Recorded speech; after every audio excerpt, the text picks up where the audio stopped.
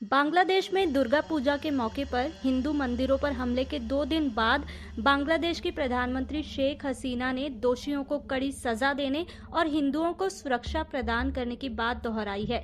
शेख हसीना की सरकार लगातार हिंदुओं की सुरक्षा को लेकर बोलती रही है, लेकिन बुधवार को प्रधानमंत्री ने जिस तरह से हिंदुओं की सुरक्षा को भारत के नेताओं से जोड़ा, वो एक अपवाद था। शेख हसीना ने कहा कि बांग्लादेश में हिंदुओं की सुरक्षा को लेकर भारत को भी सतर्क रहना चाहिए। बांग्लादेश के प्रधानमंत्री ने कहा कि भारत में ऐसा कुछ नहीं होना चाहिए जिससे उनके मुल्क और वहां के हिंदुओं पर असर पड़े। बांग्लादेश के पूर्व विदेश सचिव तौहीद हुसैन ने बीबीसी बांग्ला सेवा से कहा कि ये पहली बार है जब बांग्लादेश के शीर्ष नेतृत्व की ओर से खुलकर भारत के भीतर होने वाले वाक्यों पर चिंता जताई गई है। उन्होंने कहा कि सामान्य तौर पर हम भारत को इस तरह से स्पष्ट संदेश नहीं देते हैं, भले इसे लेकर बात होती रही है।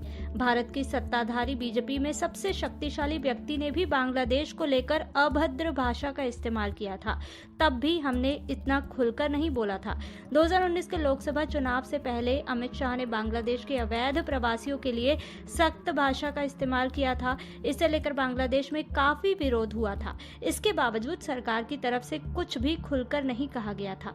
बुधवार को शेख हसीना ने जो कुछ भी कहा उसे अपवाद की तरह देखा जा रहा है।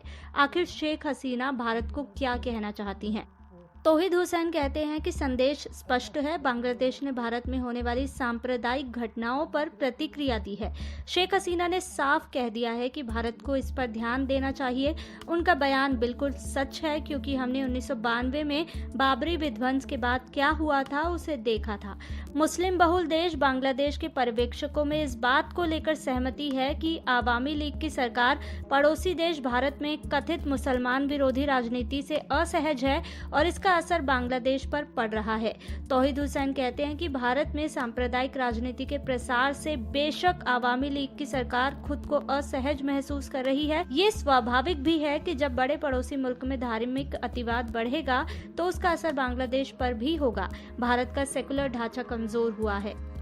जवाहरलाल नेहरू यूनिवर्सिटी में साउथ एशिया पॉलिटिक्स पढ़ाने वाले प्रोफेसर संजय भारद्वाज शेख हसीना के बयान से सहमत हैं। उनका कहना है कि भारत की राजनीति का असर बांग्लादेश पर सीधा पड़ता है। हालांकि वो ये भी कहते हैं कि दक्षिण एशिया में धर्म, जाति, क्षेत्र और नस्ल आधारित राजनीति कोई नई बात नहीं है, लेकिन वो इस बात से सहमत है कि भारत की सांप्रदायिक राजनीति का असर बांग्लादेश के अल्पसंख्यकों पर पड़ता है। भारद्वाज कहते हैं कि बांग्लादेश के संविधान में इस्लाम राजकीय धर्म है, लेकिन शेख हसीना ने अल्पसंख्यकों के अधिकारों को लेकर काम किया है।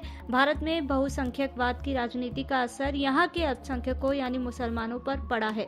हालांकि वो कहते हैं कि लेकिन भारत का लोकतंत्र अब भी मजबूत है और भारत अभी हिंदू राष्ट्र नहीं बना है और मुझे नहीं लगता कि नरेंद्र मोदी के 7 सालों के शासनकाल में मुसलमानों के लिए कोई बड़ा खतरा आया हो।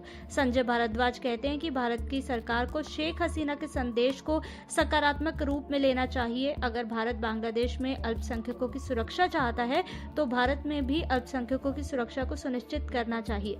मुझे लगता है कि बीजेपी के शीर्ष नेतृत्व को इसे समझना चाहिए। बांग्लादेश के पूर्व विदेश सचिव तौहीद हुसैन को लगता है कि बीजेपी की सरकार शेख हसीना के बयान को बहुत अहमियत नहीं देगी। तौहीद को लगता है कि शेख हसीना ने भारत पर उंगली उठाकर अपने देश में राजनीतिक माइलेज ले लिया है।